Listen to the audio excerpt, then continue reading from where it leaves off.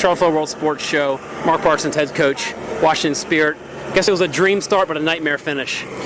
Yeah, a very great start, and actually there's something that all the players on the bench were staring over and celebrating, because we'd worked on that. We'd worked on that for a couple of weeks, and we actually addressed it yesterday in training. And not a lot of teams like to leave players up.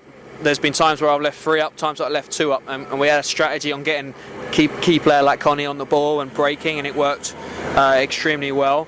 And obviously it's disappointing Chapman went down and off that corner when we had 10 players that they've got a free header. So it was disappointing, but again, I think in that first half we created our own problems. That was the poorest tactical performance. There's not once that I've questioned players taking on their roles. There was a lot of new players in there, a lot of players out, but we work hard away from the training field, knowing our roles, knowing how we're going to attack and defend, and we did not do that for the entire first half.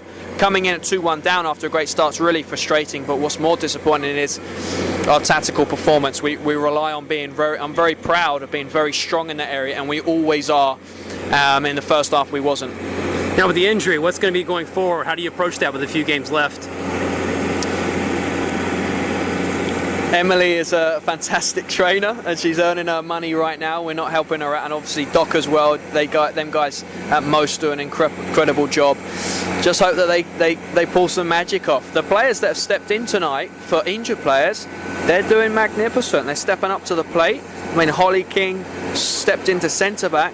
She was fantastic. Sydney LaRue, Holly King's managed to keep her quiet, and that's a massive job. I mean, in the first 5, she got caught out a few times, and we're getting the message to her. No, she should know that don't let her get in behind you, and don't make it a foot race. And then she didn't, and she done well. So we need to take care of our bodies. More importantly, take care of our mental side, because we've conceded a lot tonight. Take care of our bodies, come back, and we've got 2 absolute monster games away from home, which will be tough. But the strength they've shown mentally so far this season, we'll be ready, we'll be back, and we'll be ready to go again. I guess you can look at it as a positive. You can have players play out of positions they're not used to, but start seeing what they can do and contribute towards the future with you guys. So we had, I think, Lindsay Taylor, Stanford's number 1 or 2 top goal scorer. We've got a striker at right back. You got 2 centre midfielders playing centre backs, and Kika, who obviously is a defender, playing full back, who also can play in midfield.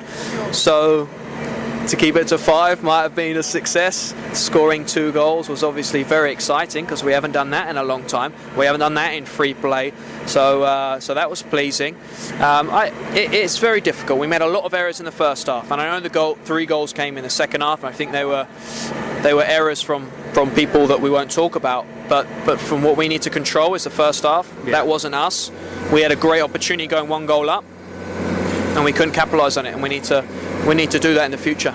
You got a game coming up next few weeks too. It'll be massive too, like you said about these big games coming up, especially at home coming in. That you'll have Fox Soccer. I mean, that must be just exciting that you guys have really something to play for the nation, to show your game, show your home, show off the fans. Yeah, I mean, it's massive motivation. It's great work by Fox Soccer and the league to do that. These players, some of the best in the world in this league, and they deserve that.